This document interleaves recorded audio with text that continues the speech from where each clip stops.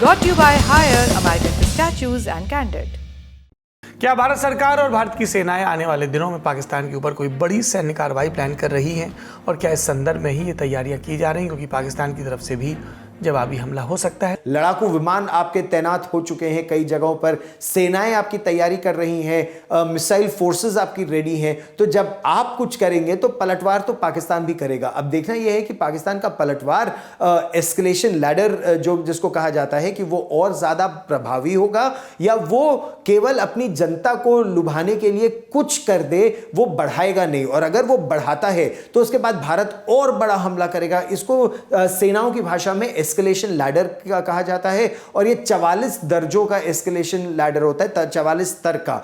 भारत का आकलन यह है कि हर स्तर पर वो पाकिस्तान से कहीं ज्यादा ताकतवर है, लेकिन युद्ध केवल सेनाएं नहीं पूरा देश लड़ता है, पहली बात। और दूसरी बात, पाकिस्तान की इकोनॉमी उतनी स्ट्रांग नहीं है तो हमको नुकसान ज्यादा होगा, क्योंकि हमारी इकोनॉमी पर बुरा असर इसका पड़ सकता है। इसीलिए भारत का प्रयास ये होगा कि बिना युद्ध लड़े पाकिस्तान जैसे इकोनॉमिकली कमजोर देश को, जिसकी अर्थव्यवस्था कमजोर है, लचर है, उसको और आर्थिक रूप से दबा दिया जाए। क्योंकि अगर पैसे ही नहीं होंगे तो आतंक के लिए भी पैसे नहीं होंगे।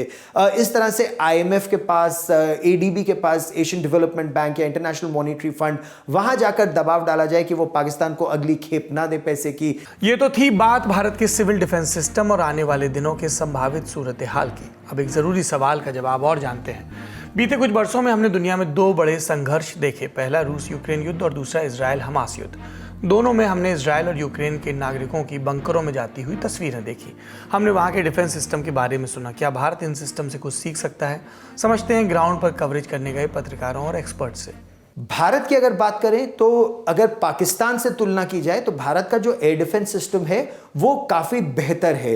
अगर पाकिस्तान कोई मिसाइल दागता है या फिर रॉकेट या फिर तोप के गोले, तो जो सीमावर्ती इलाके हैं और खासतौर पर जम्मू और कश्मीर में वो सबसे ज्यादा प्रभावित होते हैं। फिर पंजाब राजस्थान का बॉर्डर, आमतौर पर तो पंजाब राजस्थान गुजरात की सीमा सुरक्षित रहती है, लेकिन अगर कुछ होगा तो वहां पर भी घर ज्यादा अलग अलग जगहों पर हैं, कॉन्सेंट्रेटेड बहुत कम है। लेकिन अगर बमबारी बढ़ती है और तोपखाने से आप रॉकेट्स पर आते हैं जो करीब 90 किलोमीटर दूर तक वार कर सकते हैं, या मिसाइलों पर आते हैं जो 150 किलोमीटर से लेकर 2000 किलोमीटर और ज्यादा भी वार कर सकती है, तो अगर वो मिसाइल दागी जाएगी तो भारत का एयर डिफेंस सिस्टम उस मिसाइल के दगते ही उसको ध्वस्त करने की कोशिश करेगा। चाहे आपका सरफेस टू एयर मिसाइल हो, आपका एयर डिफेंस सिस्टम हो, या फिर अंतिम चरण में जो आपके लड़ाकू विमान है, वो भी उस मिसाइल को हवा में ही ध्वस्त करने के लिए उनका इस्तेमाल किया जाएगा। तो भारत में सुरक्षा कहीं ज्यादा है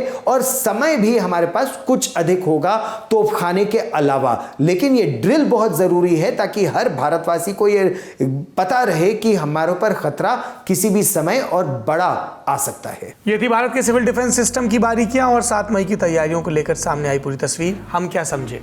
ये समझे कि तैयारी युद्ध की नहीं है, बारी सबसे पहले अपनी मुस्तैदी जांचने की है।